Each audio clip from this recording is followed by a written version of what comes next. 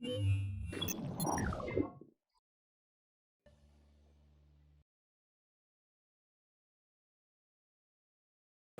afternoon. So, first of all, thank you all so much for being so worried that I wasn't going to make my flight, that you guys single-handedly took down Twitter for a couple of hours. I'm taking full credit. I'm really excited to be here. I've not been speaking as much this year because I've actually been operating. I thought it was time for me to shut the fuck up and actually do something again. So I've actually been operating quite a bit this year. And it's been a lot of fun. I am co-founder and acting CEO of VaynerMedia, which is a company I started with my brother AJ. We're a social media agency, and I got very focused on it in September of last year when we were 26 people or so. We're now 175. We've opened up a second office in San Francisco. And it's been fun for me to kind of remind myself, very honestly, that I do know how to run a business and operate. You know, so much of what people talk about with me got into the wine show itself instead of running the wine business, the books that I wrote, the stuff that I've done on Twitter, and I'm proud of that. But when I talk about the phenomenon that is social media, a word that I think a lot of you know that I'm not as obsessed with because I think it confuses people, when I talk about what's happening in our culture shift with the internet, I don't talk about all the amazing things it's doing, like, you know, taking away the shadows of our society or overthrowing terrible governments or all these amazing, way better than the things I talk about things. I just talk about what it's doing and helping us sell shit, right? I'm a business guy. It's what I like. You know, when I was 5, I sold lemonade, and when I was 12, I sold baseball cards, and then it became wine, and then it became myself. And now I'm helping a lot of Fortune 500 companies like the NFL or the Oprah Winfrey Network or PepsiCo or Campbell's or Del Monte Foods sell cat food or programming or tickets. Because at the end of the day, when we talk about social media, I think we're in a very interesting time. I think that when I first started talking about this stuff in 2006, it was kind of debated if this was real, right? It's like, and now we're in this weird part where I think people know it's real enough that they don't want to be against it. You know, the rooms that I go into, the business halls, the talks, the conferences, people are less saying things like, do you think this is a fad? No, asshole, you know? Just wanted to get that out there. You know, that question's kind of died down, right? Now what I think you have happening is people trying to really figure it out. Let me ask this question so I can figure out where to take my talk, because I need context and I like to adjust. How many of you here really know me and know my spiel, and I should save the whole lemonade and Belarus bullshit? Raise your hand. Fuck, that hurt. I can, and how many don't? Just for context? All right. Oof. I love it, actually. I was born in Belarus in the former Soviet Union. When I immigrated to the US when I was 3 years old. We came here, we were very lucky to get out. You know, it's insane, I'm the ultimate capitalist. The fact that I was born in a communist country I think is just super ironic. It was super hardcore immigrant stuff, it was really hard. My dad had a great uncle who was very wealthy that was gonna kind of take care of us, but back in '78, for some of the people that aren't 22 in the room, you might know that the US and Russia didn't get along so well. So it wasn't so easy for us to get out. So it actually took us 9 months to get out. We had to go to Austria for 3 months, paperwork, 6 months in Italy, then to the US. While we were doing that immigrant trail, my dad's great uncle passed away. And so he was born in Russia, he came when he was 10 in the early 1900s. He was cool to kind of like help us. Now we land in America, and it's his kids who've always kind of been well off, and that a little bit of a different demo and cared a little bit less about Russia. And we kind of landed and said, hey, your long lost relatives from Russia are here, can you help us? So it's kind of awkward. And so it was also 1978, and the economy was bad. It was the Carter years, and my dad was in the construction business in Russia, in Russia. So in the 70s, it all collapsed, so he couldn't go into building. So he got a job at my dad's great uncle's liquor store in New Jersey as a stock boy without speaking English. My dad's first 3 English words are Carlo Rossi, Mad Dog 2020, and Budweiser. So we lived in Queens, He drove to New Jersey. I still bust his chops because I'm convinced that he's paid more on gas than he was getting paid. I think it was $1.80 an hour. And it's a real immigrant story. We spent no money. We split toilet paper. I had no fucking toys. It was that thing, right? And then my dad eventually became the manager, and we moved to New Jersey, and we moved to Edison, New Jersey. And my dad worked every minute. I literally did not know my father until I was 14 years old. Like, not like ha-ha, like did not know him. Because he would wake up before I woke up and he would go to sleep. He'd get home after I went to sleep, and he worked every day, not Monday through Friday, Saturday and Sunday and Christmas and all that shit. So my entrepreneurial career started in Edison when I was 5. I started a lemonade stand, and I put all my friends to work. So I had a lemonade stand franchise. I put 6 to 7 of them to work, and I used to. Do you guys know, and again, there's a good mix of youngsters here, so you might not know this, but maybe you've seen it on a Retro's 80s show. Do you guys remember the big wheels, that little big wheels? I used to ride my big wheels around Edison, New Jersey, picking up my cash for my friends like I was Tony Soprano or something. It was pretty awesome. And that was great, and I had a great business, and I learned a lot of things there. One kid was skimming, but he was the best, so I let him skim. You learn a lot of things. And that was good, and then I turned 12 and got really serious. Fell in love with baseball cards. It was becoming very big in the late 80s in the US. I was super into it, and I started collecting, and I started doing baseball card shows when I was in 7th grade. By 8th grade, when I was 13, 14, I was making $2,000, $3,000 a weekend selling baseball cards in the malls of New Jersey. I don't know about you guys, but when you're 14 and you have $30,000 in cash underneath your bed, and you're not selling weed, you're doing a good job. So I was proud of myself. I thought it was, honestly, I thought about this the other day because I like using that line in talks because it kind of gives you context. I don't know if I've ever been richer than when I was 13 and had $30,000. I was like bazooka cost like 10 cents. I was like, how do I spend this shit? Anyway. Then I was getting ready for the biggest card show of the year. I paid $1,000 for the table, big investment. I was getting ready. This is the reason I failed all my classes in high school. I was just very focused on it. I was in science class reading the Beckett baseball card guide, getting ready, pricing when I got home instead of homework, focused. I wake up on Saturday. This only happened once a year, this show, so it's only the second time I was doing it. I went to it the 2 years earlier. I was super pumped, biggest day of the year, and my dad walks in and says that I have to go and work in the family business. That it was my first official day to work in the liquor store. I don't know how many of you have Soviet fathers, but I lost that argument.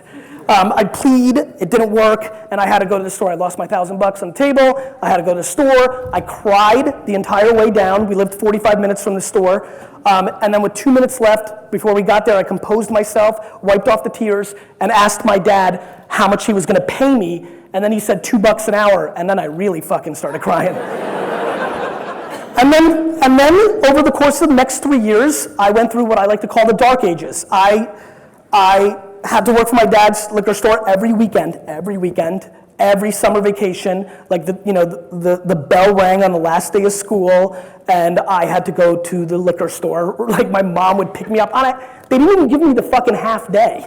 The half day end, remember like how school ended? I don't know if you guys had this. We had the half day on the last day. It was the half day. I couldn't even get the afternoon. They picked me up, I went to the store, I worked all the time, and it sucked because I wasn't able to do anything. I liked the idea of helping my dad build the business. I felt that I was a better businessman than my dad and could do things, but he wouldn't let me, obviously. I was 14, 15. I would bag ice for 10 to 12 hours a day for $2 an hour. It was awful. How many people here have seen the movie The Goonies? Raise your hand. You remember Sloth? That was me. I was chained to that fucking basement, bagging ice for 2 hours a day. It was terrible. I hated it. But then finally, a new dawn came. My dad finally let me work upstairs when I was 16 after a couple years. I stocked shelves. And then that's when things got interesting, and I'll set this all up because I'm giving you a real long backstory. I fell in love with wine because I heard one day that people collected wine. And I thought to myself, Gretzky rookie cards, Frank Thomas, Ken Griffey Jr., Silver Oak, Opus One, same shit, I can do this. And so all the passion that I had for sports, I put into wine and just read the wine. So now I was failing my classes my junior and senior year of high school, not because I was reading the Beckett, but because I was reading the Wine Spectator in class. I was a very all-in kind of character, if you can't tell. And so So then I wanted to build the biggest wine business in the world, and that's what I planned on doing. And then my life changed my freshman year of college. I was playing Madden 94, dominating, by the way, and my friend came in and said, hey, you've got to check this out. I'm like, okay, let me just finish this game. I come into my friend's dorm room. This is now September 94. So I do not own a computer at this point. I'm not one of the, let me just say this real quick, just so you understand what I'm about to talk to on the rest of this talk. I'm going to talk to you about a lot of technology, and I don't give a fuck about technology. I don't care about iPads or Kindles. I don't care about that shit. I don't care about your apps. I'm not interested in Tumblr or any of this stuff. I only care about selling stuff and running businesses. This just is a necessity of doing that in the world we live in today. I am not romantic about technology. I did not grow up with it. As I started becoming friends with Zucks and K. Rose and all these internet people, and we'd be at South by, every time the conversation got into, remember your first Apple IIc? I'd be like, fucking nerds, no.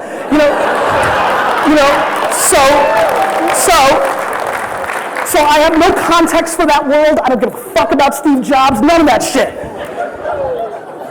It's just the truth. What I care about is people, how they interact with each other, dissecting that, and then achieving the goals of the day, whether that's making more friends, changing culture, educating about wine, which became something very important to me, or selling trinkets, 80s toys, or whatever else I'm up to. So my friend shows me this thing, and he signs, he's like, he gets to this computer. By the way, I just really want to paint this picture for you. I didn't even know the difference between a computer and a word processor. I had a word processor for my papers. I was like, what is this? He's like, a computer. I'm like, yeah, I heard of that. And so all of a sudden I hear, coo, remember that shit? Dial up? Remember we used to pay like $4 a minute? Old school peeps? These kids don't know. Anyway, he dials it up. He gets on this thing, he's like, this is called the information superhighway. I'm like, okay. He's like, we can get chicks on this thing. I'm like, really? So, he went into an AOL chat room and did, remember age, sex, location? I know some of you know. ASL, baby, ASL. And so he did that, and for the next 97 hours, dudes were trying to get chicks on this thing. But when it eventually got to my turn, what I realized immediately when I heard coo, choo, they showed it to me, and within 30 seconds, I looked at it and they're like, we can get chicks on this thing. And I shook my head because I wanted to be cool, but what I was really thinking was fuck, I can sell things on this thing. And that's where my life changed. That's when, in that moment, I said to myself, I'm not gonna open up 900 liquor stores. I'm gonna open up a liquor store and then just sell through a warehouse through this thing. And that's what I began trying to learn. I launched a website in 1997 called winelibrary.com. My dad's store was called Shoppers Discount Liquors. I wanted a different name. I paid $15,000 for an HTML website that the guy told me would take him 3 months. It took him 28 minutes. He ripped me the fuck off. I launched the site in 1997, and in the first calendar 12 months, we sold wine on the internet. Now, the problem was we sold $208 worth of wine on the internet, and we paid $15,000 for the website. And so that's where the story gets interesting. What I'm going to talk to you about is this. Everything always stays the same. Nothing's changed, my friends. People are people. What's changing around us are the platforms that dictate our lives. When the railroads were made, the world changed. When planes came, the world changed. When TV came out, the world changed. When the printing press was invented, the world changed. But the biggest, the most substantial culture shift in humankind happened just 45 minutes ago. When 1995, 1996, when the masses started hitting the internet and we started becoming connected in a way that was never possible because what the internet does, not the fancy sites that we all adore, like Path 2.5 released yesterday, or Facebook or Twitter or Tumblr, not those things. Or the funny things that came out in time, like chat roulette, but then penises showed up and it didn't work. Not those things. What's changing is the platform has changed everything, and the stakes are obnoxiously high. I'm looking around the room, and there's a lot of people that I respect, know, have engaged with, have context for their skill sets, have engaged with them and understand, but I'm telling you right now, and as much bravado and belief that I have in myself, I know that I'm part of what I'm about to say. None of us are fully grasping how obnoxious of a culture shift this really is.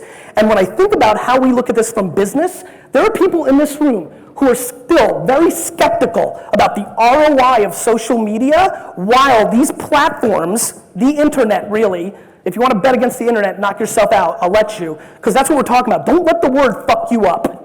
Do not let the word fuck you up. You're betting against the internet when you say that you do not believe in social media. These platforms are overthrowing governments that were able to control their people for 40 years this fucking tight. And you have the audacity to sit in this beautiful room and think these platforms aren't changing the way your customers are buying? Shame on you. Shame, shame, shame, shame. And I'm gonna explain to you why. Here's what's happening. Life is very simple when you think about business. It's supply and demand and attention and storytelling. Simple. The reason I've been successful is because I'm stupid. I didn't go to a lot of classes in a lot of schools and learned all the things that fuck us up. I kept it basic. It's very simple. If you have something people want, they'll buy it. And then you push the price. You should have seen how did I launch VaynerMedia? When clients started coming to me, they're like, how much? I'm like, $5,000 a month. They're like, okay. And then the next one, I'm like, $10,000 a month. And then they were like, okay. And I was like, all right, good. And then the next one, I was like, $15,000 a month. And they were like, okay, good. And I was like, yeah. And then this is now '09. I was like, $20,000 a month. And they were like, fuck you. I was like, 15.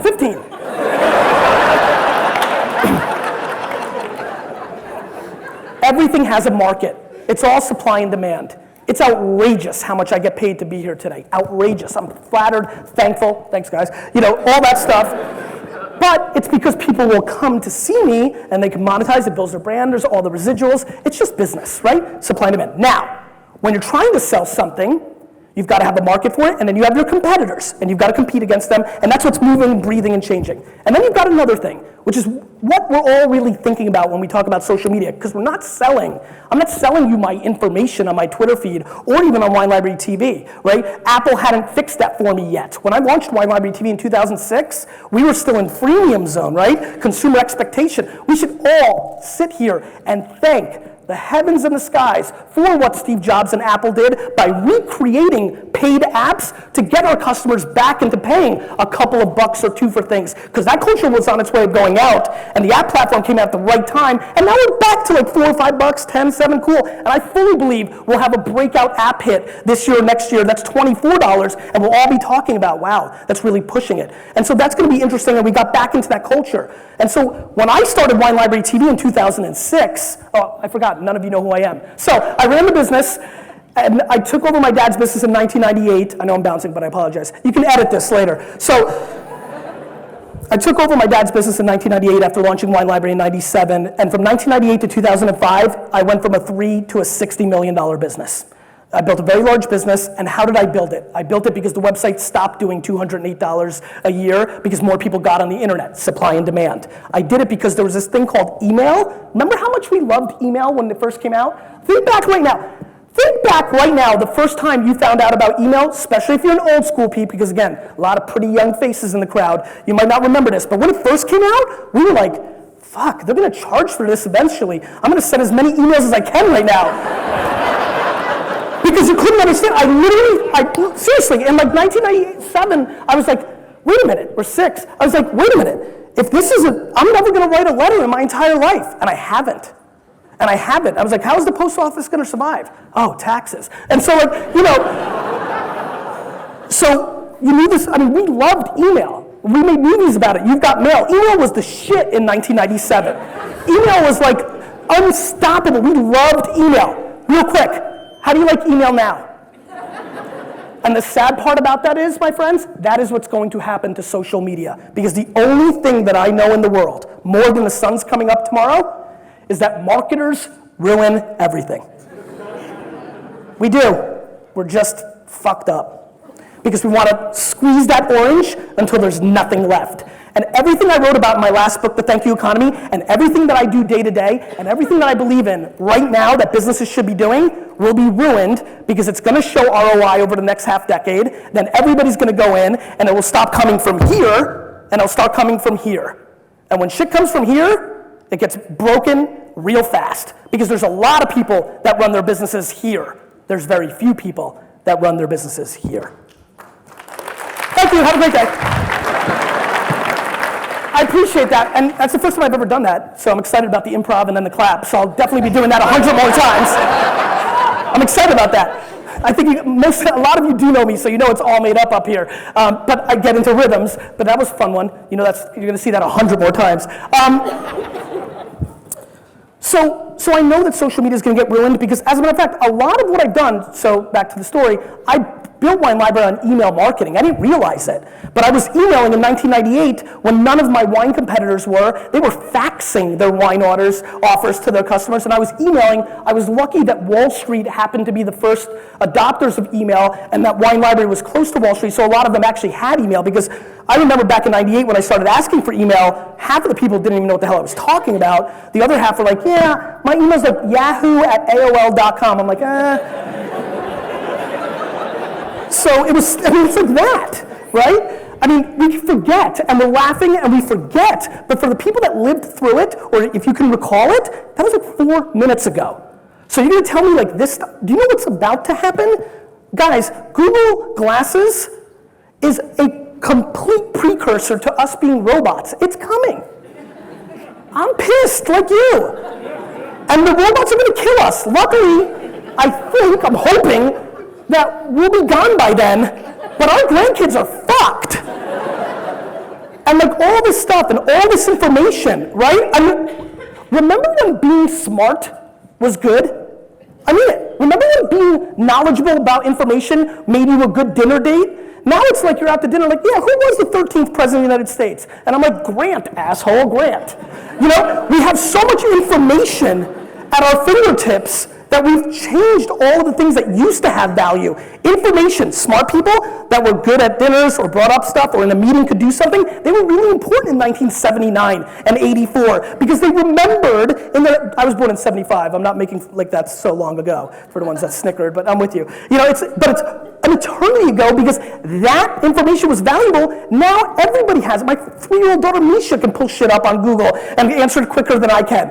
Information used to have a supply and demand issue, now it doesn't, so its value has collapsed because the supply is plentiful. The same thing with the two things that I'm going to talk to you about today, which have value in doing business, not today, but in 2015. I'm not going to talk to you about 2009. I'm going to talk to you about 2015. I'm going to talk to you about 2017. There is a collision course going on. Supply and demand and the attention of the customer to tell your story. Amber has brand equity because she was part of a network that had the attention of a lot of people, Leo, Twit, all that, right? She had that. She was awesome and gave good content, better than other people, and that's why she has brand equity, right? She got audience, she executed great content. That combination of having a platform for awareness and then delivering quality, that's how TV has worked. The radio stations decided who the celebrities in music were. Sometimes they bet on the wrong person, but if they had a half an ounce of talent, they won. Because it was supply and demand. What the internet has done is they've changed the course of that forever. Now we have unlimited supply. Now, because of the internet, and things are moving fast. You know, people keep talking about, television. Listen, I've been pitched a lot of TV shows. I'm rep by the biggest talent agency in Hollywood, CAA. I've spent a lot of time with them out there, and the audacity they have about television, because it hasn't failed yet, is so interesting. It's just like the bricks and mortar retailers in 2000, when they're like, that internet thing that you thought was gonna put us out of business, fuck you. Well, how did that work out for you, Blockbuster assholes? So what's happening is, it's the same old thing. I'm not so smart. It's just that I realize history is the future. History, my friends, is the future. What worked on email is going to work in social media. Here's what worked on email. When I was building up Wine Library's email service back in the 90s, I was obsessed with getting on other email services to get exposure, to get them to sign up to mine. So I would ask questions like when I paid $20,000 to luxury.com that was around for 38 seconds to get access to their email service, I asked them one question. How many emails do you have? And they said, 1 million. I was like, great, I'll give you an ad. Very quickly, 24 months from that day, here were the questions that I was asking.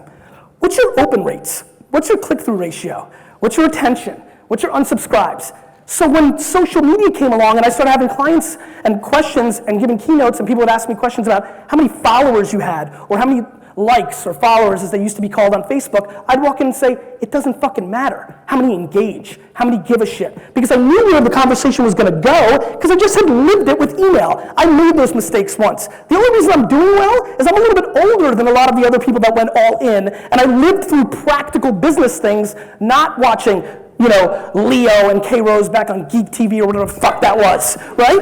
I was running a business. So, I knew that that's where it was going. And so the fact of the matter is, here's where it's going. We are all desperate for attention. No matter what you do in this room to do business, you need to get people's attention to let you tell the story, and then you hope to convert at some sort of ratio. The end. And then you have your competitors, and that's it. That's your business. No matter what you do, you sell a service, you sell roses. You can think about how complicated it is, this, that, the other thing, but it's not true. What you have is a product or a service, you have competitors, and there's supply and demand. Sometimes it goes up. More people started drinking wine, then me and my competitors could have more market. So the market moves, but then I had to be better than them, and that's why I kept innovating. Email was faster than their fax, so I won. And then in '05, when I saw video, I created a wine show, because I wanted to build brand equity in me, something that nobody could take away from, and I did that, and that worked. And then I continue to evolve, and I've got something else brewing in the wine world, a little secret, little exclusive for Toronto. So, that's what we're all doing. We're in that space. That's what we're thinking about. We have to continue to innovate. Here's what I think is the most limited supply in the world. Effort. I am completely obsessed, all fucking in. Think about every second. If you would have seen my face today, when they canceled my flight, and knowing that you guys were here, right? And knowing that, in reality, even how financially satisfying this keynote is, that me being in New York for 7 hours and going back to my office would have been a better financial situation for me, but that I would have lost brand equity, that I had to try. I mean, I was like texting like fucking LA and SF like rock stars for private, I was gonna lose money to get here. I was thinking about starting to run, but then I remembered I was out of shape.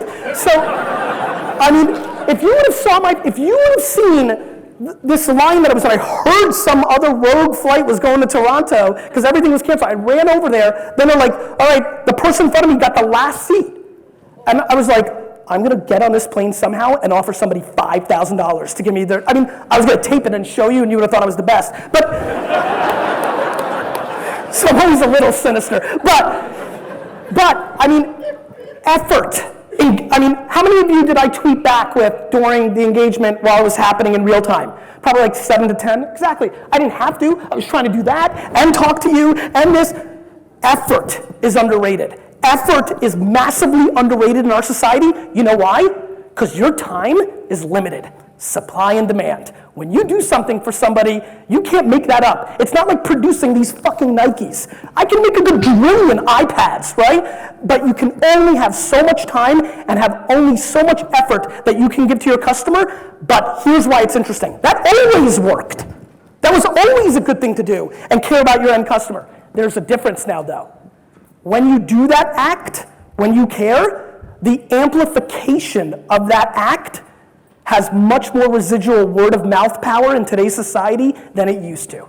When you did something gnarly for one of your customers, just amazing, 10 years ago, they told a couple of people over drinks, maybe. Now, in a world where we're armed as media companies, every fucker in here is a media company. Who does not have a mobile phone in this audience? Raise your hand. Holy fuck.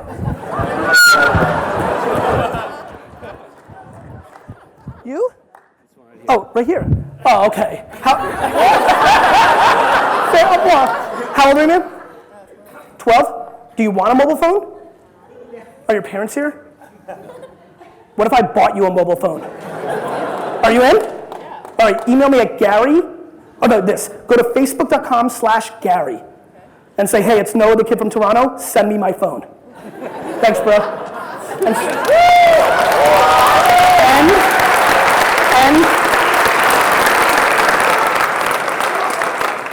And sorry about the cursing.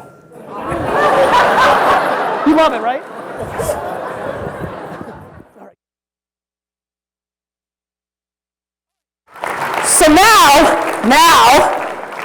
everybody has a cell phone in this place.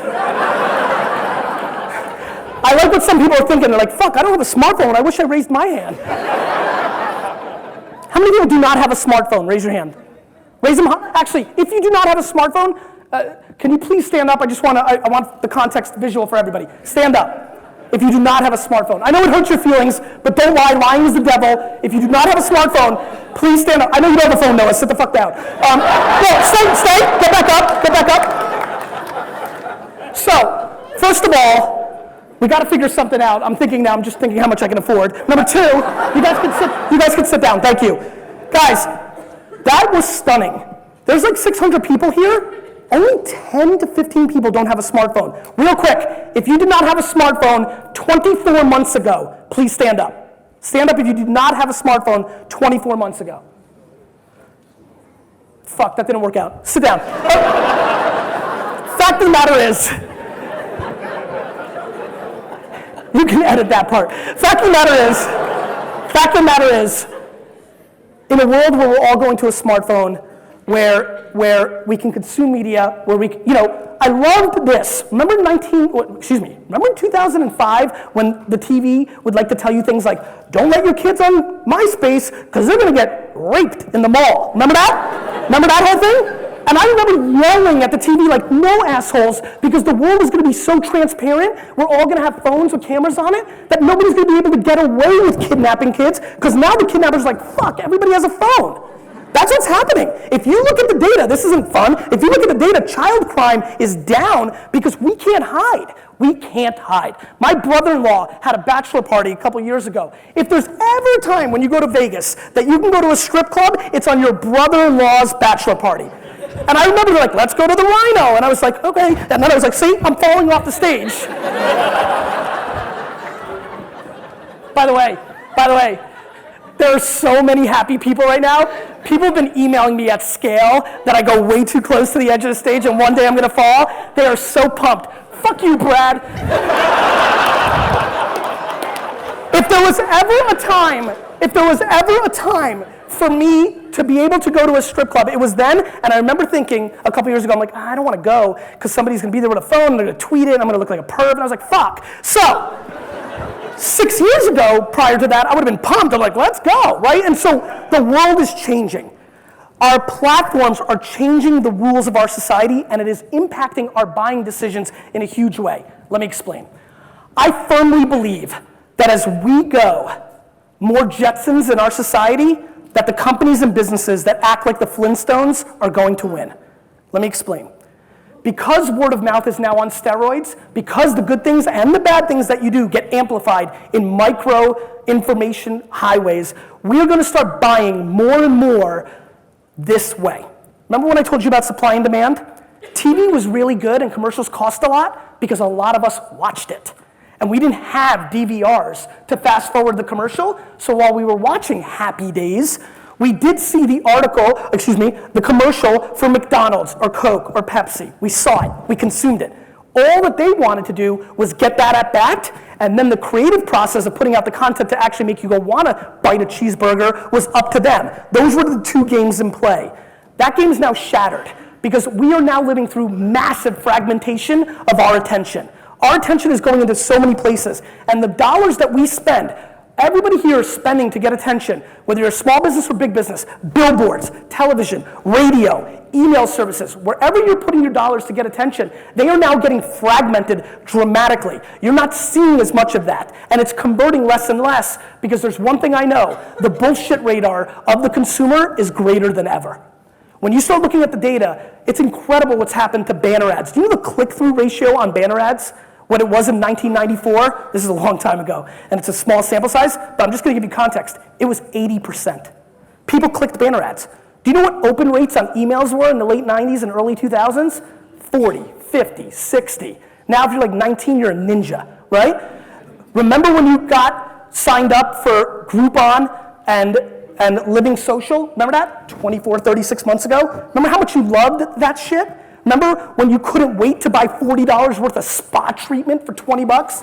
Or like the greatest thing ever was $60 worth of sushi for 30 bucks? Remember that? Now they pounded you so much, you signed up to so many services, supply and demand tilted, and now you don't give a fuck if they offer you $1 million home for 10 bucks.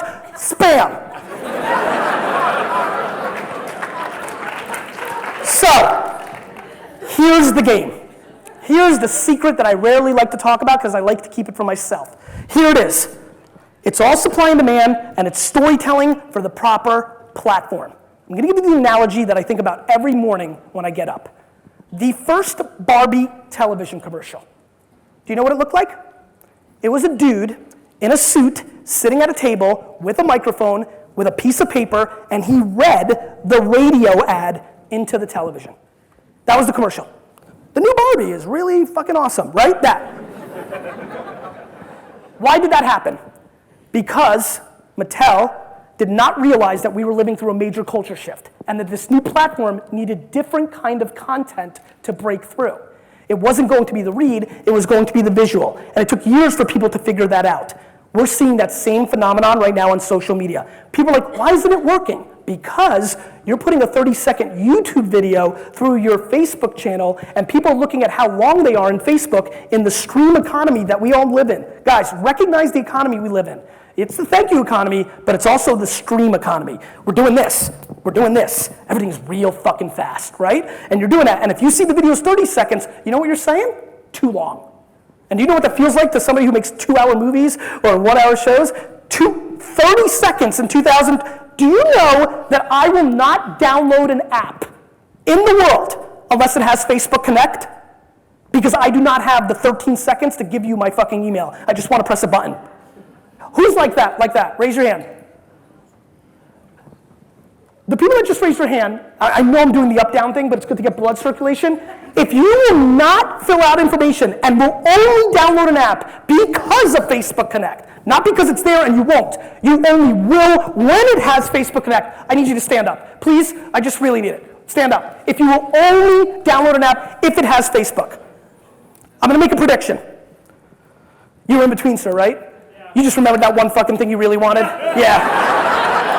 Fair enough. I'll let you stand up, though. You could be, like, part of our team. I'm going to make a prediction that when I come back to Toronto in 24 months and ask that same question, 75% of this room is going to stand up to that question. And here's why. Thank you. You can sit down. And here's why.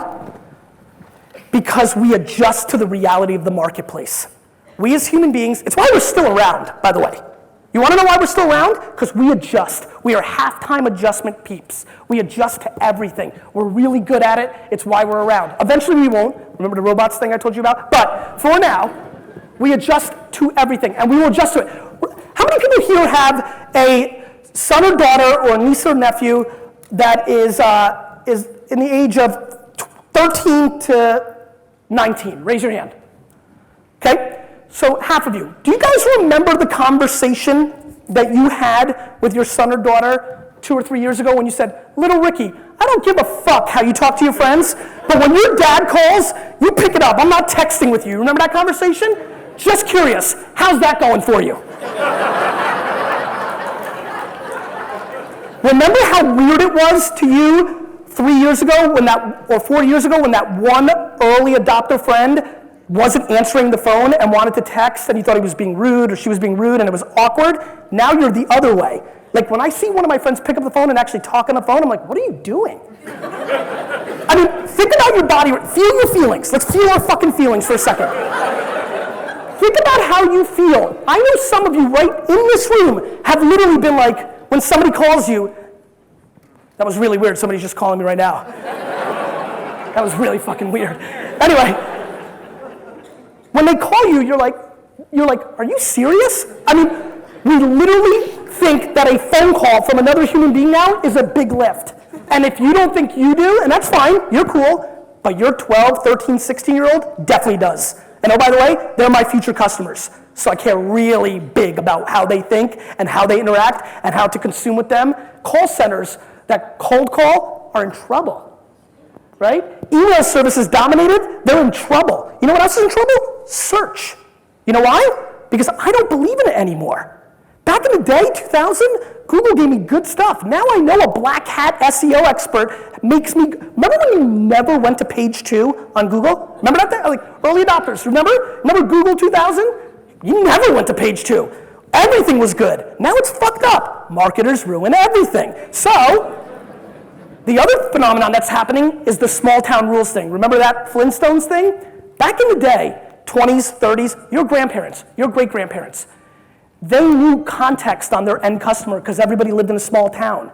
When you walked in, they knew that you loved roast beef because you've come in every day and asked for it. And while you're picking it up, they're cutting it for you as you're walking into the place. They're asking you, how's little Ricky's baseball game? Because they read the town paper. And we had context for everything. We had context for our customer. That's how we used to have it. And we used that context to actually do business with them. Now in a world where we all share our thoughts on these social webs, and maybe you don't yet, I get it, but you will. And maybe you don't do it a lot, but you will. When we now are sharing our thoughts, it's impacting our friends in their buying decision. Nobody in this room 5 years ago picked up the phone and called all of their best friends and said, Snickers are delicious.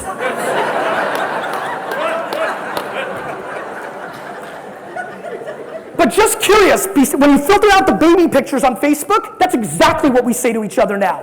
We communicate in dumb shit. It's what we do. Micro thoughts. Everything's fast. Quick thoughts. I hate this car wash. I love this laundromat. I enjoyed this restaurant. This dish is awesome. And you're being impacted by it in a big way. Because the number one thing that's always worked, the tried and true thing from cavemen saying that dinosaur meat's delicious to right now, is we believe in word of mouth. And because of the social websites that are built on top of the internet, in this generation of the internet's manifestation, we are in a place where word of mouth is at scale. Word of mouth is at scale. The impact of word of mouth is greater than ever, and the context of the people that you care about really matter. And then there's another phenomenon. Facebook mapped our social graph. How many people here have reconnected with somebody on Facebook that prior to getting on Facebook, they had not talked to in over 5 full years? Raise your hand. Oh, interesting, everyone.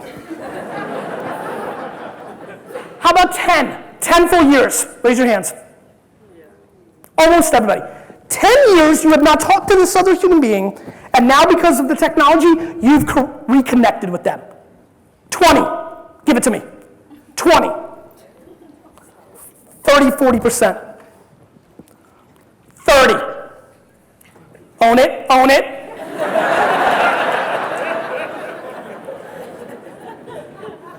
40. Who wants it? Ladies, get your hands up. Love it. I love you for that. Usually when I start getting into 40, it becomes very dude-oriented.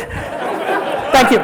We have reconnected with all these people at scale. And let me tell you what happens. 20 years ago, Sal, who you went to high school with and had those fun times with once in a while, who you now connected to, you would have never talked to Sal again. Ever, ever, ever. But now, because you're connected on Facebook, when Sal says that he loves Arby's new roast beef sandwich, you fucking see it.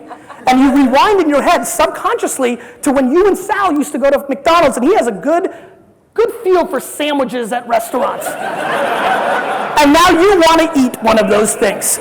And because you now spend 6 hours doing that, instead of watching the Brady Bunch on television, you're being impacted by that, not by the commercial. And oh, by the way, about commercials. How many people here in this year, 2012, 8 months, 7 months worth already of this year, have watched their TV mainly on demand, on the web, or on a DVR TiVo recording system? Raise your hand, just wondering. Oh, weird, everyone. And just curious, how many of you, unless you're unable to because of Hulu or some other reason, actually fast forward every single commercial this year? Raise your hand. And meanwhile, my clients are spending 80% of their hundred quadrillions of dollars making them so you consume them. Guess what? You don't fucking see them. And you know what else you don't see? Billboards. You know those things outside when you drive? Remember we used to see them? I love them. If you ever drove in New Jersey for 4 years, I had billboards everywhere about my wine show. I used to live in New York, and I basically mapped my pattern to the store so I could have billboards so I could see myself because I'm that vain. You look good today, baby. I love billboards. But guys, there's a culture shift. This thing. When you drive away from this conference today, do me a favor. Look at 4 or 5 cars. I guarantee 2 or 3 of people are texting while they're driving. It's dangerous out there. Oprah's right. I'm scared. So, In a world where people are looking at their cell phones while they drive, my friends, they're not looking at billboards. They're not even looking at the fucking road.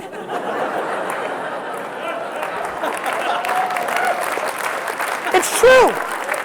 It's true. And how's direct mail doing? You can't wait to run home and open the mailbox and get that shit? And banner ads. Do you know that there's data now on 20-year-olds, and definitely Noah, he doesn't even look at the right side of a website because that's where the ads normally are. It's fucking blind. And so all these things, we're all marketing, and you're sending email blasts, and you're getting on Twitter, and you're pushing, and you're not engaging because you're not building context first. I've been thinking about my next book. Should I write one? Do I want to write one? And one of the titles I've been thinking a lot about is called Jab, Jab, Jab, Jab, Jab, Jab, Jab, Right Hook, right? And I love it, and this is my first test of the title, so I'm glad. And I think it'll do well. I'm a little worried about HarperCollins trying to cut some of the jabs out, but I won't let those fuckers do it. Fuck the man. Or more interestingly, I'll just publish it myself. So that's what's happening, right? Because if you're in the middle, you're vulnerable. If I don't like it, I'll do it myself. I know that I can sell it direct download, iPad, Kindle, Schmindle, Findle. You know, I know what I can do. I do it all myself. All HarperCollins has ever done for me in selling books is print that fucker. They don't do anything, and they keep 50%. Now, why did I keep doing it? Because I'm a businessman that believes in all this future stuff while staying very practical in the reality of the marketplace. I've talked about a lot of Zen stuff, but none of it matters if you're not paying your bills and doing your thing. My problem is, I guarantee that if you guys all audit your businesses or what you're planning on doing, that you're doing 25 to 75% of dumb shit. Stuff that used to work, stuff that you're romantic about, stuff that you know, stuff that you used to do that converted. And that's where my problem is. I see even my smartest friends and my best players and the best startups and the best companies, even they are doing too many things like it's 2008. It's 2013. And too many of you in this room and on the web and everywhere else are marketing like it's 1985 or 94 or 99. We need to market in the reality of where the eyeballs and ears are in our society. And if you don't, you can't win because you're getting diminishing returns. And the ROI questions and analytics, social has them all. Facebook's absurd with their analytics at this point. Show me the real analytics of print advertising. How many people here for their business in some way do some form of print for that business? Raise your hand. Good amount. I'm excited right now. Print. They're charging you on Circ and Reach. You know what they're charging you on? 3 times how much they actually print. 3 times. You know why? Because Barry might leave it on the train and Ricky might pick it up and might go to page 157. Are you fucking kidding me? We're paying, oh, and Nielsen ratings in the US, that's my favorite. You mean the 2,000 boxes that represent 180 million of us? The ones that have no idea if I'm going to take a piss during your commercial? We have never had good data on the last 100 years. The Mad Men era, long term, we'd be looked upon as the dark ages. We now have tons of data. The reason that Groupon and Zynga, and forget about Zynga almost going out of business right now, because that's where it gets really interesting. What Zynga did was mapped customer acquisition. They used behavioral science analytics to understand how to get people in, and once they found the hook, and once they knew it cost them $1 to get $1 they fucking went. But the reason you're seeing what's happening with Zynga and Groupon and everybody else is the part I've been talking about all along. The shit you could watch me talk about 5 years ago, which is this. Acquisition is a commodity. Getting customers is cake. Spend money, do smart stuff, you can get it. Acquisition has been mapped, especially in a world where all of our actions are now being recorded. Customer acquisition will be mapped. And there's a lot of scientists and mathematicians that are going to come out and analytics people and help other companies once they leave the companies that are doing it best, and they'll get out to the other companies, get big bucks, and they'll help, and that will be mapped. And all of us are going to look at each other, and we're going to be playing one game, retention. We're going to be playing retention and lifetime value and percentage of the wallet. And that's where effort and human caring comes in. Because retention's hard. You can get them, but what happens when they get stopped and they start getting bored of actually feeding their sheep with virtual fucking corn? What happens when that happens? What happens when they're tired of $80 sausage for 40 bucks? And when you're not targeting them properly with the kind of offers they want? You know why so many people unsubscribed?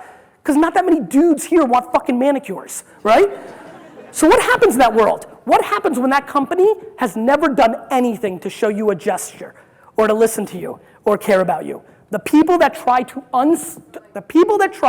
to scale the unscalable going forward are going to win. The people like Wine Library, my company, where we call every person that places their first order on winelibrary.com with a human being and say, thank you, and nothing else. So Jersey happens to be an interesting state. It's one of the 3 states in America where you can actually record a phone conversation without telling the other person. I wonder why. So I actually listen to these recordings and listen to the MP3s of this, and you can literally hear the customer when we call and say, hey Rick, super thankful for your case of Pinot Grigio. Hope you enjoy it. Maybe you should pair it with some salmon. Make sure it's cold. Hope you enjoy it. Have a great day. Thank you for your first order with us. You can literally hear the customer waiting for the other shoe to drop. And we've got this amazing Merlot that you should take 6 bottles of. We even have customers that call us back and apologize that they were awkward because they were waiting. They're like, okay, thanks, bye.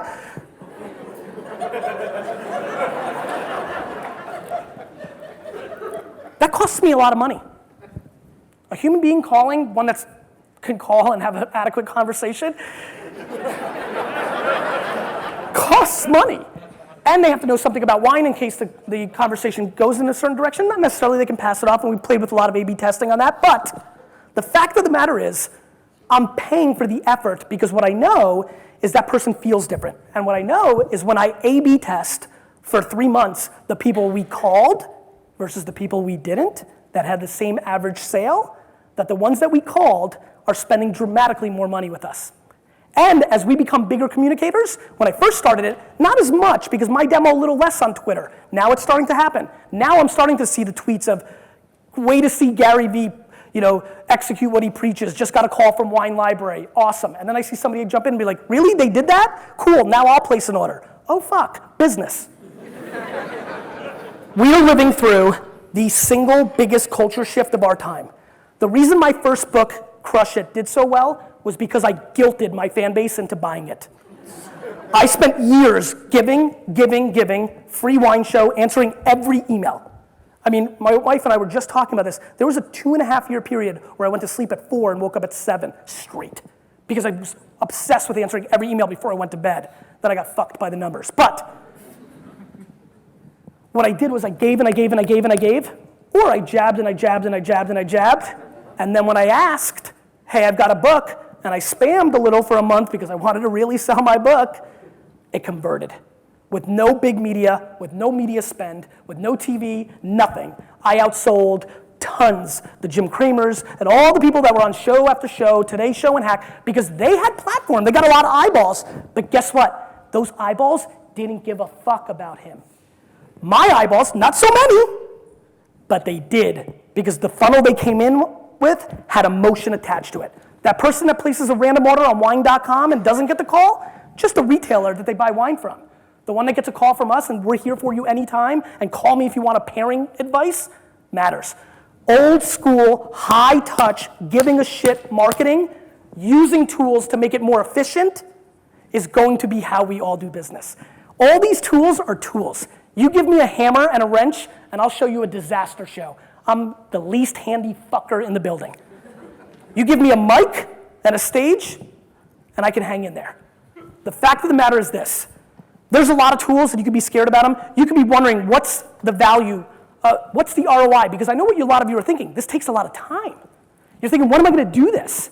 And I'm begging you to think about what you're doing now that's bringing you dick. It's true. So, did I go a little far on that one? I felt good. It felt good coming. It felt good. Everyone's worried about what's the ROI? What about the invisible ROI of actually caring when you did something nice and they didn't tweet back and you're like, Gary's full of crap. His thesis doesn't work. But that person actually said something in real life. Because, oh, by the way, all your traditional metrics are built on that. All the traditional stuff you spend money on is factoring all that stuff that you can't measure. And then everybody with Facebook and Twitter and everything wants to count every click and every referral and everything. It's ridiculous. When everybody says to me, what's the ROI of social media? Some of you heard this from me. I always say, what's the ROI of your mother? What's the ROI of your mother? Because I'm telling you right now, the ROI of my mom is everything. The only reason I'm standing here is because I was perfectly parented. I'm a ridiculous character that my mom knew exactly what to do with. I failed every class being an immigrant where every other immigrant's child was going to Harvard and Yale, because when you're an immigrant, education is the escape. But my mom sniffed me out and executed against my skills, and she schlepped my fucking baseball cards in the snow at 6 in the morning to drive me 2 hours to go to baseball card shows. So the ROI of my mom is the whole fucking thing. And the reason I'm gonna buy the jets and do everything is because of her.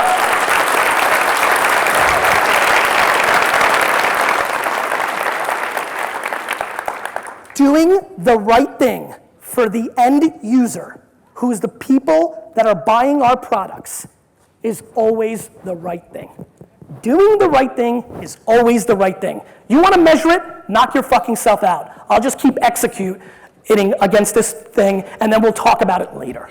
Because everybody wants analytics and data and proof, and the people that always win are the ones that feel it, go and execute, and then they get put on stage to tell us. And then we listen, and we get inspired, and then we come back home, and we get into real talk, where you have a boss that you have to prove it to, or you have to pay bills, and all of these things that break it down. And I'm trying and begging you not to not be practical. You've got to sell stuff. I promise you, I am not Mother Teresa. As warm and fuzzy as that little speech I just gave about my mom, I'm a bad dude. I told you my first business was lemonade stands because I'm embarrassed. My first one was when I was 4.5, and I would go into people's yards, rip their flowers out of their yard, ring their doorbell, and sell it back to them. The only reason I do this is because I believe that business is a marathon, and most of society, especially because of Wall Street, thinks it's a sprint. And when you run a marathon, you train for it differently. Am I sure 3-4 years ago that all that effort that I was putting into people, while my business that was going like this, went like this, was gonna be worth it? I was. Because I'm EQ. I feel it in my soul and go all in and execute. I'm not IQ. I'm not Harvard. I don't go read about it, figure it out, and then go do it. I feel it and go all in. Too many of you in this room know it's right, but you're half pregnant. You're half in. And that's a problem. And so I implore you to understand what you know already, because you're living in society in late 2012. The world's changing. Supply and demand is changing. The eyeballs and ears of our customers are going into new places. If you're not there, you're going to lose. It's quite simple. Caring about the end customer is always, always, always, always. And using modern tools to do it as efficient as you can, but you can only be so efficient when you're scaling the unscalable, is always the right thing. Thank you.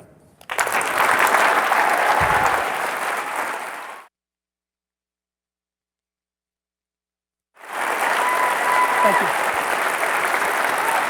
Thank you so much. Thank you so, so much. Thank you so much. So now we're doing Q&A. Thank you so much. We're doing Q&A, right? I didn't go too long, right? Are we good? I kind of really got in the zone, so I lost time. Can we do some Q&A? Is that all right? 2 minutes? Fuck. Okay.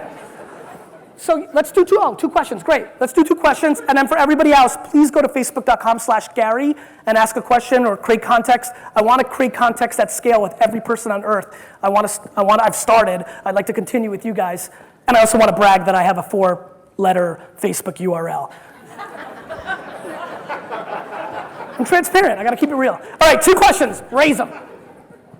This gentleman right here. Why don't you get up? I'll repeat the question. What's your name, bro? Jeremy. Jeremy. Hi. Hey. So if I run a company that has one event each year. You run a company that has one event each year, and that's what you do? Yes. First, I would say fucking awesome business. But go ahead, Jeremy. It's a lot of hard work. I get it. I'm joking. Go ahead. Kind of.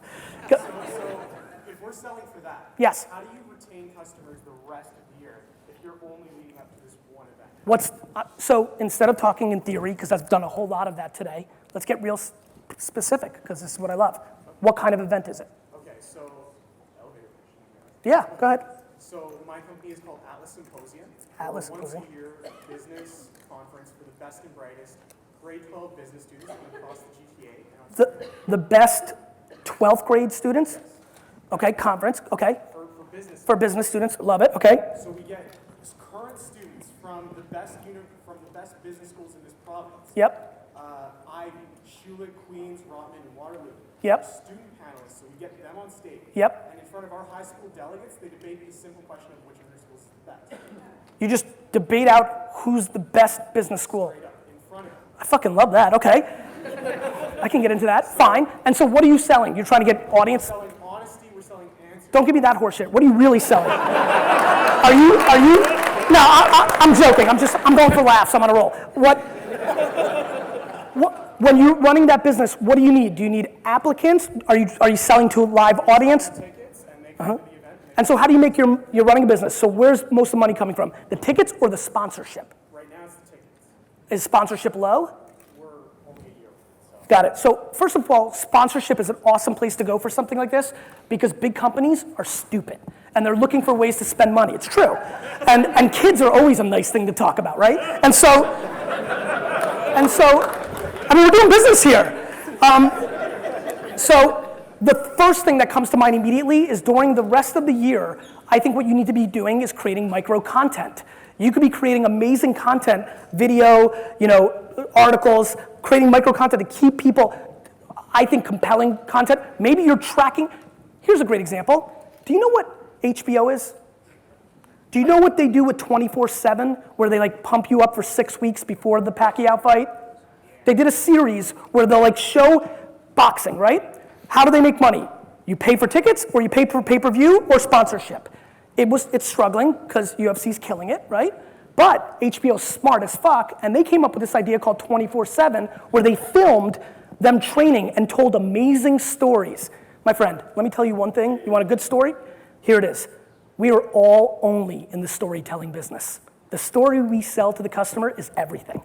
You have amazing stories. You have youngsters with fire in their face looking to win. They're going to debate. You could have amazing content after school. You can build stories. Let me get emotional about little Johnny that goes to fucking Ivy. Get me compelled. Create a platform. Create them. Then have the balls to go to Rogers and other places to distribute your content. Tell them I got good stuff. Put it in, and you might not get it, and then it's going to be up to you. Think about this conference, all marketed on social, right? Leveraging brand equity.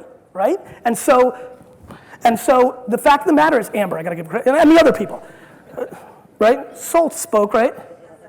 And so the fact of the matter is this: you have to storytell year round. You have to engage. Twitter.com/search is the most incredible. I mean, I was at Twitter a couple days ago and told Dick they just don't know how to storytell their product. Twitter.com/search is the greatest marketing tool of our time. People are sharing, and it's okay for you to jump in and engage with them. It's looked upon as a good thing. Go do that on Facebook. Bad. It's a good thing. It's a cocktail party. I would use that to see people talking about the schools that are involved and engage every single one of them. I would create a Tumblr, a Pinterest, an Instagram, all of it, because there's human beings there. And I would create micro content that actually, on Tumblr, it's an animated GIF. On Instagram, it's a picture with a filter. And you start storytelling, and you get some sponsors behind that, and away you go. You're welcome. One more, and then, am I doing a book signing too? Yeah. Oh, okay, awesome. So I can see some of you there. I'm the worst. What's your name? Ian. Ian, what's up, bro? Good talk. Thanks, bro. First of all, to the gentleman that asked that first question, I have an awesome application that you should check out. Later, called Soapbox. It's awesome. Soapbox? Soapbox, yeah. Awesome. I love it. Check it out too, Gary. That's going to cost you. And not money. I've never taken $1. You need to create more context. See, what you did there right there was the 19-year-old douchebag move, right? No, it's true. It's true. It's true. This is a live example of exactly what not to do on social media. And Ian, I love you, and we'll fix it. But let me crash your face real quick. What he did there was, without having too much, see other people, Suze, and other people in this crowd who I do have context with, I would do that for because there's a lot of equity there, right? But Ian, we're just meeting. Now, we have already more equity than we did 10 seconds ago, because now I know your name, and I loved your hustle there. But then when you came to me, I had to recorrect it, because and I think you're just doing the right thing, and I love the hustle, and you're young, and don't get sad. But too many businesses are treating social media like Ian. They just go in and say, buy my shit. And without the context, Ian, I'm like a pretty girl. You've gotta date me a little bit here, fucker.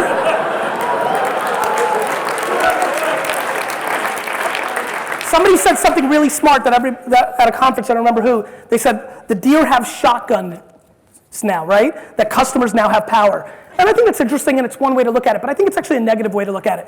I'm far more interested in thinking that, that every customer now is the most popular girl in high school, and that's how you have to attack it. You can't just go in for the kill on the first move, So, go ahead, man. Okay, thank you. Yeah, no problem. Enjoy. The question, though, was back those days when you were playing Madden 94. Yep. You were kicking ass. Let's say you lost and you didn't go check out the dial-up internet at that time. What would have happened? And I guess that turns into how do you stay on top of all those dynamic shifts? Got it.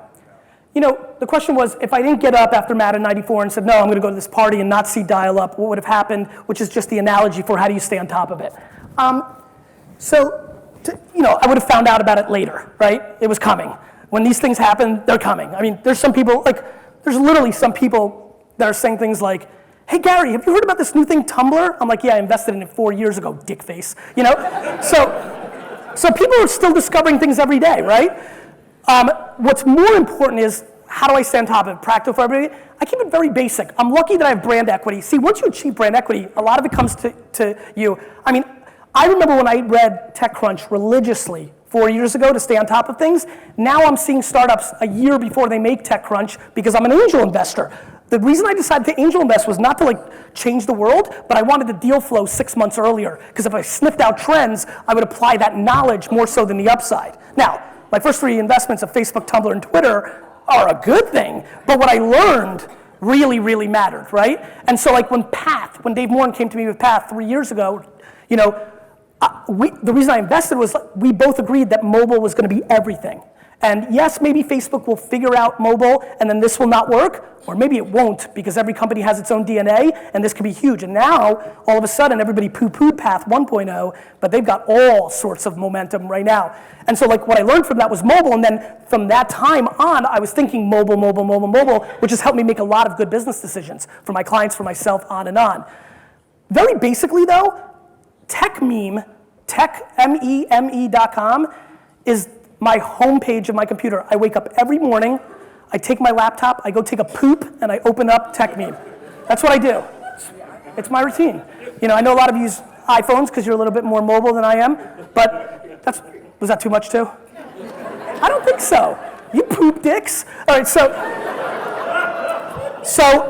I would say reading TechMeme. I think Twitter's amazing for aggregation of information. I think you should go map the people, not the most famous people who have the most followers, but the ones that are breaking the most news. There's a lot of great writers, places at VentureBeat, All Things D. Some of these people are incredible. I think you can make a great list or clear out your Twitter and start over if you want to be all in, and have 50, 70 people to follow will tell you a lot of stuff.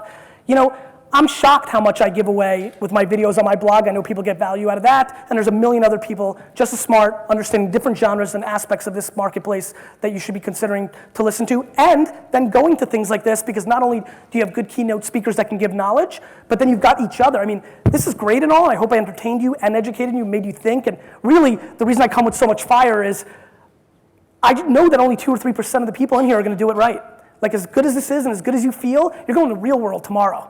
And you're gonna walk in and be like, I saw this guy Gary, and da-da-da, and then the boss gonna be like, shut up, and you're gonna be like, fuck me. And so, which is why I implore, if that's a true story, I beg, and I keep it practical, but I promise you, you need to sniff out the places where that's not the case. There are better jobs. It's scary. I don't want you to go broke. I'm not telling you to quit your job. I'm telling you that if you have a roadblock where you don't have power, then you're not gonna be able to make anything happen. You're just not. That's not real. You can send them the video of this, and it works sometimes, and that's been fun for me, but it's hard. And if you're starting your own company, and you've got to be practical and pay the rent, and you don't want to live at mom and dad's anymore, and there's a lot of things going on. But here's what we have. A, we have more time than we think. You only need 5 hours to sleep. so give me something, right? And B, you've only got one at bat. That's just what fucks with my head, right? You've only got one at bat. Like, I'm 36 and I'm like, fuck, I've lived from now, and if I double that, shit, 72. I liked it better when I did that when I was 24. And and like, you have one at bat, and we are living through very disruptive times. I'm really pumped for the people, all of us, the younger and older than me, that you're living through this. If you're gonna be in the workforce for the next 10 years, you're living through disruptive times because things were pretty settled from, let's say, 60 to 90. I mean, like, things got settled. The disruption came in 40 and 50 and 30. We're getting a really good at bat with this internet thing. Don't waste it. I know I was only allowed 2, but I'm gonna sneak you in, bro, because you look fired up. Go.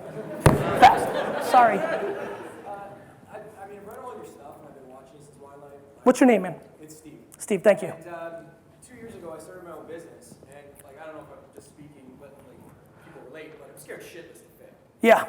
Okay, and you're constantly running into all these different fragmented platforms, and what do I do next? Yeah. Trying to take advice from everybody. Yep. What I really want to know is, have you ever failed, and how do you react? Like, what have you reacted to it? Because Poorly. a lot of what you did well. I've never actually heard of anything that you've ever effed up. And this is why, like, so I was a failure my first 18 years of my life on general standards, right? Again, I painted you a picture. I mean, like my high school friends' parents that were really, back then I was mad, but now I understand. But back then when everybody was going to college, and they're like, and they were proud that their son was going to Stanford, and I'd come over to play basketball, and be like, Gary, you heard T. Adams going to Stanford, right? Where are you going? And I remember just like, that was a tough time for me, right? But I remember being in my head being like, fuck you, lady, I'm so much smarter than your son. You don't even understand what the game's really about. I'm gonna clown this fucker, right? So it does have to do with wiring. I'm only interested in failing. I'm only interested in failing. That doesn't put me out of business. And up until marrying Lizzie and having Misha, I secretly wanted to go out of business too, because I thought the story would be better that I went up and then down and then back up. And that's the DNA of a true all-in fucking entrepreneur, right? Not everybody is, and right now entrepreneurs are really hot, and it's cool to be one, and a lot of fakers and posers, a lot of COOs think they're CEOs right now. And even worse, a lot of CMOs think they're CEOs. And even worse, some janitors think they're CEOs, right? So it's really hot and everybody can do it and you can put on a hoodie and fucking go raise money and do it. Most people are gonna fail, a ton. I'm pumped because I can't wait for the carnage and I'm gonna buy up shit, right? I'm a businessman, remember? But a lot of people are gonna lose. And so what you have to do is be practical. It's very simple. It's cash flow in, cash flow out. It's scary, but you have to ask yourself what the alternative is. Here's the problem. Everybody's pumped about guys like Zucks and even like little successes like me because they hear millions. It's really fun to make $100,000 a year doing what you want to do, how you want to do it. I'm devastated that I'm this ambitious. I'm being dead serious. Clearly I love myself, so I'm okay, but I am. I'm very sad that I fundamentally did not spend enough time with my daughter, even though it was the only thing I thought about for the year before she was born, the year after she's been born, the only thing I thought about on the flight today. It kills me. It kills me that I don't see my best friends. It kills me that I don't have time to be on the VaynerMedia softball team. It destroys me that I can't just relax and watch something. It kills me, but it's just not who I am. And so I fight for the most important part, which is family. And that's where I have to get uncomfortable and break myself and say no and be like, oh fuck, I really want to meet that person or make this happen or have this opportunity, but no. That's where I fight myself. But everywhere else, I let my ambition win. And that's flawed too. I know a ton of people making $10 million a year that are fucking miserable. And I've got a ton of friends making 42K and fucking loving life. You just have to know which one you are and not be something you're not.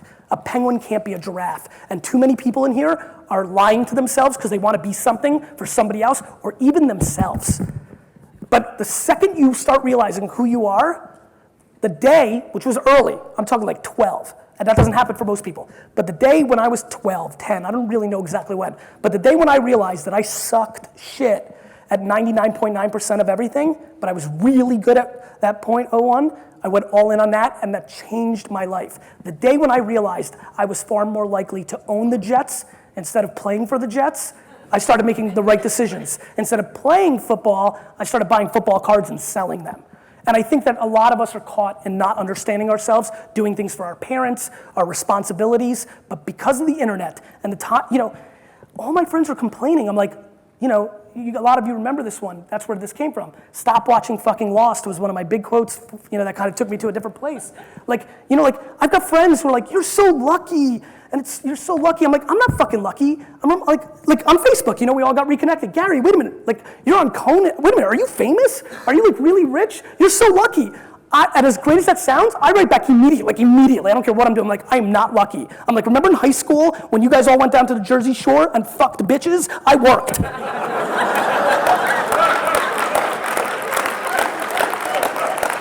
I am not lucky. And so, I'm not lucky. I'm just me. And I think the second you understand you, I'm not scared. But I don't know if that just means that every entrepreneur isn't. I'm sure there's plenty that are. I'm not. But maybe that's why I make so many I make tons of micro failures. They're all out there. I bought a wine social network, Corked. It should have been successful. I never paid attention to it. It wasn't. I lost hundreds of thousands of dollars, right? I thought I was going to retire from Wine Library TV and made a big to-do and then in my mind and then bailed on that to-do even though it was the right thing. I didn't want to listen to my emotion and said, okay, fuck, I don't want to. Let me build an app because I want to learn more about mobile and do Daily Grape and learn that. And that's why that only lasted for 6 months because I couldn't hold on because my emotion always wins. I made a lot of mistakes, right? I passed on Foursquare to invest, even though I love Dennis. Dennis Crowley came to my office to get his Crush It signed, and I said no to Foursquare. That was a mistake. I have so many mistakes that would make your face fucking rip off. But the fact of the matter is, here's what I know. I'm incapable of remembering them the second after they happen. In business. Just how I'm wired, right? And you know what else I know? Mass media, television, everything else, they're telling you about all the bad shit every minute. I'm just a very optimistic fucker. I'm just gonna talk about the good shit because that's the only thing I see. The bad stuff is bad, but I lost $24,000 in Vegas when I had $30,000. That was bad, But I was so confident where I was going, I didn't care, and it was fun, kind of, And so I'm loaded with them, and I'm sure you're scared, but as long as you're practical and you're taking care of what your responsibilities are, and I don't know your family situation, but as long as you're just practical, and I'm very lucky. The reason I married my wife 20 seconds after meeting her was I knew that she knew who I was immediately and would support the ridiculousness that I am, right? And all those things matter. This is very intense, this is all cultural, this is intense shit, but the fact that you decided to do this means something's in there. And the alternative is you can always get a job. I don't care, it's easier said than done. I know it's not. Unemployment's for people who don't want it. Or because their skill set, because the market changed on them and they didn't recognize it. So there's a lot of things that happen, but I don't know. You get ready for this? If you fail, email me, I'll hire you. Thank you. It's time to start your Jugnoo journey.